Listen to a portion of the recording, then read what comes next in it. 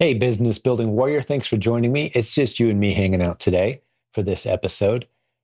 Usually, or most episodes, I should say, we have a guest, someone we interview who is a proven Amazon course student, typically, who is succeeding building a real business. We ask them all kinds of questions. They share the insights and the details of their story and their journey, and we all learn from their experiences. But today, it's just you and me hanging out, and I've got a fairly short episode today, but this is one not to be ignored because I detect patterns around here. If you didn't know it, we've been teaching people how to succeed with e-commerce around here for over 20 years.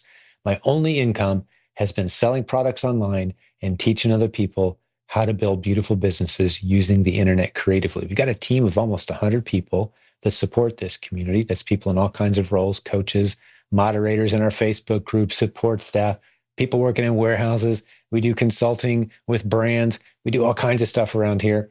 We don't have a building, we don't have a headquarters, but it's just a team of us who work cooperatively together to support this community.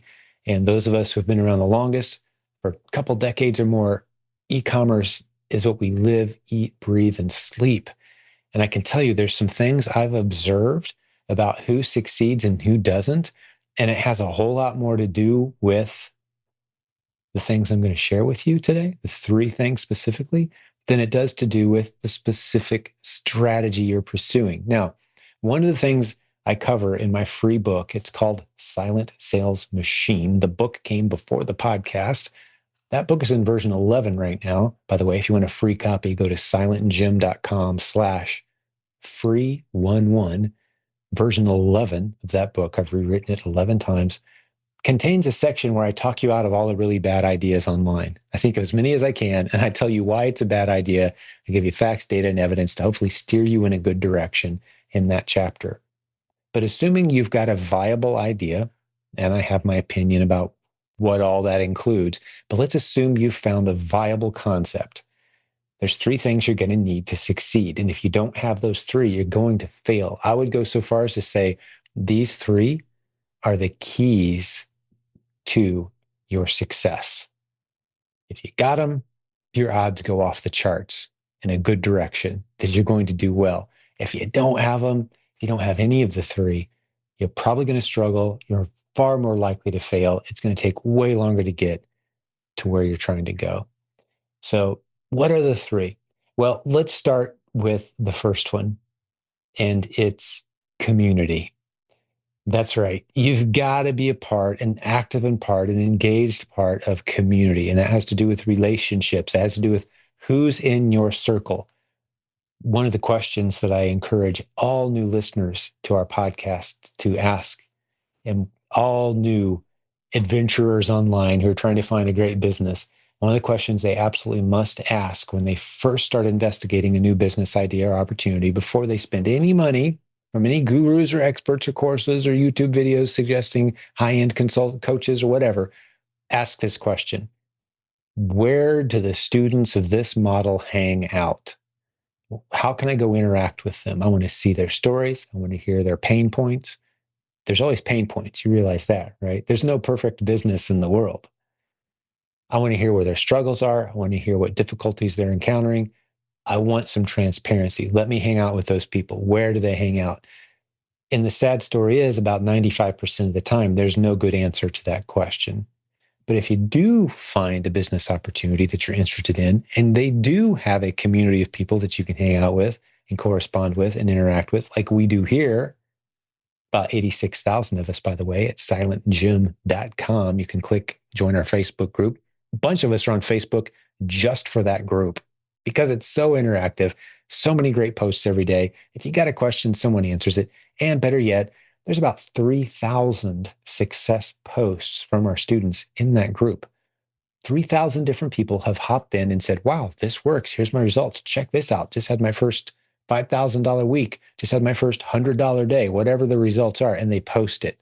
Not because we tell them to or make them, because they're excited.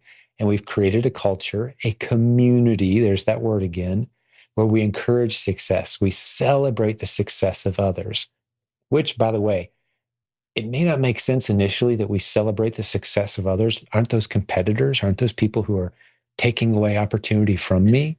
No, we don't see the world through that lens. Having the right community at your back matters. A community of abundance that sees success as something that as many people can have who want to pursue it, that's important. And we foster that community mindset very intentionally in our Facebook group, at our events, among our masterminds. We talk about it all the time. This is where your mindset comes in. And I'm going to tie community to mindset with this transition. Your mindset, which is number 2 on my list, community and mindset. Your mindset determines whether you have an abundance or a scarcity vantage point when it comes to success. And you may not realize it, the default position that the vast majority of people have when it comes to success and money and opportunity is there's only a limited pool of opportunity out there, and only a handful of people are ever going to strike it lucky and win the lottery and have success and opportunity and a good business. And it's just a matter of kind of random, who knows, there's no controlling it. It's kind of out of everyone's control, a few lucky winners, a few lucky losers, or worse yet, they see it as a cake versus candlelight, which is the analogy we use around here. And if you have a scarcity mindset and you see success in any arena as something that only a few people can ever have and everyone else is going to miss out, you've got a cake mentality is what we call it. Why cake? Well, a cake mentality simply means that you envision opportunity as a cake sitting in the middle of a large room on a table. So envision a beautiful cake sitting in the middle of this room. Big table there. Well, you look around the edge of this room and there's a whole bunch of people. Imagine a bunch of people standing around a big old round room, and we're all standing around the edge of the room together, and we all have a plastic fork. We're standing at the edge of the wall in eager anticipation for someone to say, go. And then we all take off. And maybe your worldview, some people are standing a little closer to the cake when they're born than others. But still, we're all there. We all got our forks. And someone says, go. And we all rush to the middle of the room and we start stabbing away at that cake. And we're elbowing and knocking people over, the fastest and the strongest to get some cake. Everyone else gets left out, trampled. Success is like cake to many people. Unfortunately, to most people, that's how they see abundance and opportunity. And success is, it's just a cake that some people get. And I'll probably never have any, by the way, is the following thought. However, if you have a candlelight vantage point of opportunity, imagine that same big room again. We're all there again. Instead of plastic forks in our hands, this time we have candles, unlit candles. And we're standing all over the room. There's no cake there anymore, just a bunch of people with candles. We filled the room. There's one person with a lit candle over there on the edge of the room, and they light a candle next to them. And you've seen this kind of thing before. Pretty soon the candle light spreads. But the question is, what did it cost the people with the lit candles? What did it cost them to light someone else's candle? Did they lose anything? No, they got a bigger, brighter room. They were able to see more of what was going on. The room became more vibrant. Nobody lost anything. That's how we see success in our community. And it's a mindset challenge. If you have a scarcity, poverty mindset, which tells you there's only so much opportunity in the world and I'll probably never have any to begin with, that I don't have any advantages, that's a poverty mindset. You're a victim. You have nothing to hope for except somebody sees you as a victim and feels sorry for you. And that's the greatest hope and ambition you have. If this offends you, I apologize, but there is another opportunity for a different mindset. The other mindset is called an abundance mindset, seeing opportunity as being in abundance. Why does it make sense for us as a community, remember my first word, community, to be so pro mindset of opportunity, mindset of abundance? Why does that make sense for us? Wouldn't it make more sense for us to have a scarcity mindset? I mean, I get asked all the time, well, if your ideas are so good, why are you telling other people? Shouldn't you just keep it to yourself and make a bunch of money? You shouldn't be charging money for people to come into your community and learn all these things. That would be true. You'd be spot on accurate. If we have a scarcity mindset, that makes total sense. Only people with a scarcity mindset think that way. But what we've discovered by having an abundance mindset and welcoming in anyone who has integrity, who wants to build a great business, and educating them and answering their questions, what we've discovered is those new people coming in, bring opportunity with them. That lit candle is now a brighter room for all of us. Rising tide raises all ships. Same thing here. Bonus that we're in a massive blue ocean that's growing rapidly, meaning even if we were trying to step on each other, we couldn't. Because this blue ocean of e-commerce and opportunity selling on Amazon is expanding so rapidly with so many more millions of products every year coming into the marketplace.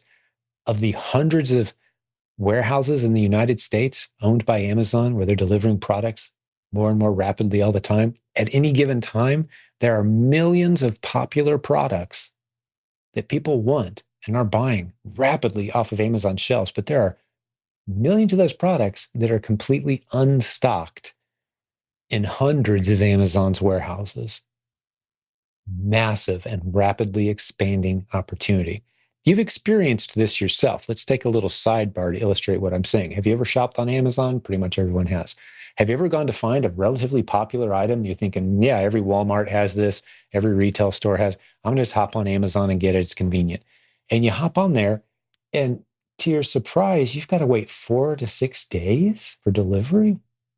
What's that mean? Well, what it means is that warehouse near you has 0 units. If it had 1 unit, Amazon would have offered it to you at whatever price the seller is charging. But there's no units there. There are millions of products right now on Amazon for sale that have 0 units available in the warehouse near you. How do I know? Because it's true for tens of millions, hundreds of millions of shoppers every day. That's massive opportunity. And the good news is you can charge more money than the people who live 3,000 miles away selling that same item. If your item is in a warehouse near the shopper who wants it now, they're going to pay more money for it. You don't have to be the lowest price. You don't have to win the buy box to win the sale.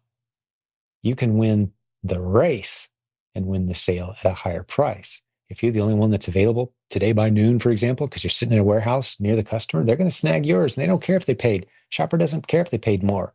So when I see a rapidly expanding blue ocean of opportunity, that's what I'm talking about. It's pricing strategy where you can sell right alongside a whole bunch of other people selling the exact same thing. But if there's not enough inventory in Amazon's massive warehouse network, you're going to win that battle. You don't have to win the price war to make money on Amazon, in other words. That's just one example of why we have an abundance mindset around here, because the blue ocean is just massive. So by bringing in new sellers, maybe that's you, who learn these strategies, and you start to bring in some of your experiences, some of the things you're seeing, some of the observations, some of the new tools you're using, maybe in a slightly unique way, some of the local geographical opportunities that the rest of us don't have, and you explain how you're tapping into those and taking advantage. Every new success story in our community, that's why we have a very popular podcast, which, by the way, was not too long ago voted the #1 podcast for Amazon sellers. The reason this show was voted like that is because we feature real stories of real sellers who are succeeding, and that inspires and encourages all of us. It's so much better to have a community that you can draw upon and be encouraged by and do this together with the proper mindset tackling these challenges. And having an abundance mindset isn't the only mindset tip that I have for you today as we're talking about communities, mindset. There's a whole host of other ones. I'll tell you a quick story. I shared this with a mastermind group, a group of friends of mine today. I'm helping run a coaching program for a prominent speaker and leader, friend of mine. I'm not going to get into it right now, but I'm helping them grow it. And one of the stories I told them today was about an insurance company. I believe it was MetLife insurance company that did this study several years ago. They've hired tens of thousands of sales reps, and they were trying to figure out what separates the high performers from those who kind of fizzle out. What is the character trait? What are the things that the people who succeed wildly have in common, so we can identify those in our hiring process and not hire a bunch of average or below average sales reps that just had a good interview, but they don't perform? How do you weed out the underperformers, in other words? Well, they decided to study the high performers and try to find what they had in common. So they looked at every possible dynamic that they could, every character trait? Is it personality? Is it academics? Is it intelligence? Is it marital status? Is it male, female? What is it? They couldn't find anything. It took them a long time. They finally discovered that the answer they've been looking for that makes high achievers was one simple concept, and it's a mindset concept. It will set you apart in any business, in any endeavor. It's an unfair advantage. And when I recognize it in somebody, I always point it out because it requires a bit of work to achieve this mindset. Not a lot, but it requires some intentional work. The thing that all these people had in common were they were optimists. Now, here's the bad news, and I've got good news for you. Modern psychology tells us, thousands of year old biblical wisdom tells us that you can't just decide to be an optimist. And some people think that means, well, you're either a pessimist or an optimist, you're born one or the other, why try to change it? No, that's not what I just said. You can't just decide to be an optimist, but you can decide to turn yourself into an optimist. You can't just flip a switch, but you can take a very simple series of steps to become an optimist. And if you ever meet someone who's an optimist, you can know that they've done this work. You can even ask the most positive people in your life this question. And here's the question: how often do you find yourself intentionally being grateful? Gratitude. Do you write it down? Do you think about it? Do you study it?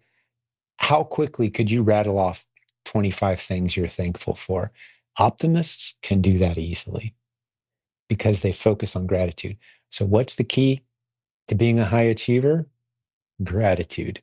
How's that make sense? Gratitude makes you an optimist. Being an optimist makes you a high achiever, not just in sales, but in all areas of life. People want to be around you. They want to work with you. They want to bring you opportunities. They want to share good news with you because they know you're going to reflect back and have good news to share with them. The synergy effect, right? Optimism.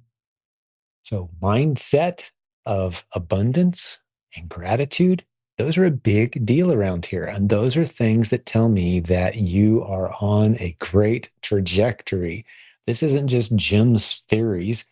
20 years ago, you could have called them my theories if I talked about them. Now I've watched thousands of people attempt, and many, many, many people fail, and many, many, many people succeed. And the thing that people who succeed have in common is community, intentional pursuit of relationships, intentionally surrounding themselves with the right people who are thinking and moving in the same direction, and mindset. Community, mindset. Those are big. The final one, I think I'm going to call it discipline, for lack of a better word. Discipline, you could call it grit, you could call it determination. I think the easiest way to describe it would be you do the things that need to be done even when you don't feel like it, which, by the way, a mentor of mine once said is if you had to be pinned down to the one thing that makes someone successful in life versus the people who aren't successful, do they do what needs to be done when it needs to be done? The people who do that go on to succeed. The people who don't. It's a future thinking mindset. So it's kind of a mindset thing, but it's that discipline, it's that grit, it's that determination, it's that being sick of where you are now, deciding where I am now isn't quite good enough. I want to be somewhere better and different, which, by the way, we're the only creation in the entire universe that God put together that can do that. We can have the thought today and say, I don't like where I'm heading. I don't like the direction things are going. I think I'm going to change direction and I'm going to be in a different place a year from now because of the decision I'm making. I'm sick of going in this direction and I don't like the results that I'm seeing. So I'm going to start in a new direction starting right now. It's a choice you make. Discipline is a choice. And it's an easier and easier choice the more steps you take in that direction. Establishing a new hobby, or a habit, I should say. It takes a handful of times. After you've done it 2-3 weeks, it's habitual. Now you've got a new habit. Now you're identified as a different kind of person. It takes some time, but you make a decision and you pivot. So that's my 3 distinguishing factors that give you every advantage. And notice I didn't talk a lot about specific strategy, except to say it's got to be a viable concept for sure. which, by the way, we've done the heavy lifting around here. We've tried so many different business models. The one from our vantage point that has the lowest risk, the lowest cost, the highest odds of a beautiful, successful business on the other end of you having the right community, the right mindset, right? The right approach, the disciplined approach. If you put the work in, you do what needs to be done. Which one has the best odds of success of all the business models that we've seen? It's the one we teach in the Proven Amazon course. It's filling Amazon's shelves with any of the tens of millions of unstocked and understocked inventory items that are popular sellers, selling them to happy clients. You're creating convenience in their life.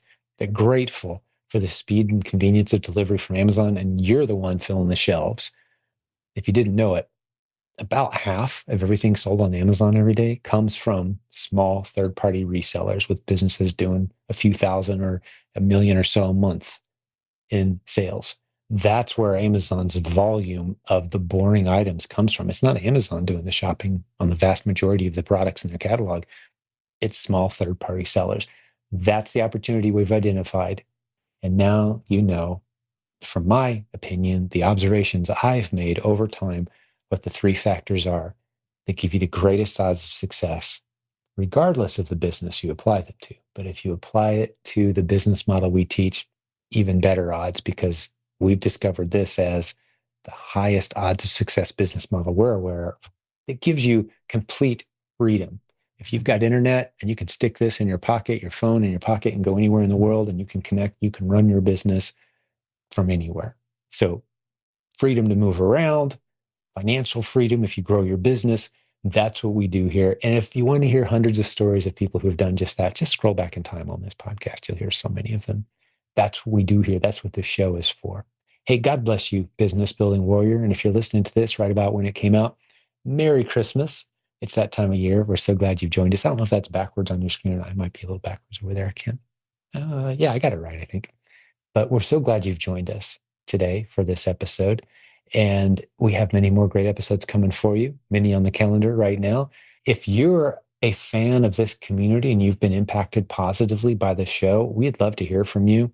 Maybe get you on the podcast. We'd love to hear your story. But if you're new and still figuring things out, get into our Facebook group, scroll through some of the success stories, get on our calendar. Let's have a conversation. We have a calendar set up that anyone can get on anytime they want and talk about their business, where they are now, where they'd like to be, what tools and services, everything from the free stuff we have all the way up to our high-end coaching one-on-one with one of the most successful students in our community that we've recruited as a coach. We've got 60 of them that work as coaches for us. We can talk about all that. It's a free phone call, no pressure. Let's just have a chat and get to know each other. If you want to do that, you can go to silentjimdotcom/book a call, all one word. You'll see a calendar there. You can text us anytime. There's a phone number. Call us anytime, or you can schedule a Zoom session with us. It's up to you. We'd love to hear from you and have a conversation and get to know you. And if you're ready to get started, Proven Amazon course. That's the way to go. It's voted consistently one of, if not the top e-commerce training opportunities online.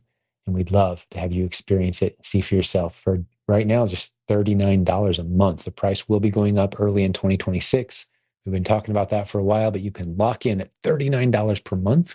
If you join right now, get over there before the price goes up, and you get all the new modules as they come in, all the new content that's constantly being added, all of our events.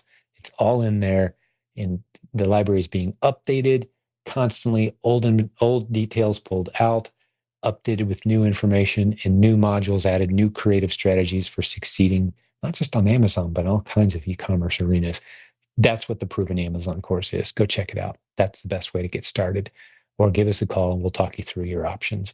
Well, that's it for now. I'm going to wrap it up. I said it would be a short episode. I appreciate you hanging out with me today. We'll have more great episodes for you coming up very soon. We'll talk to you then.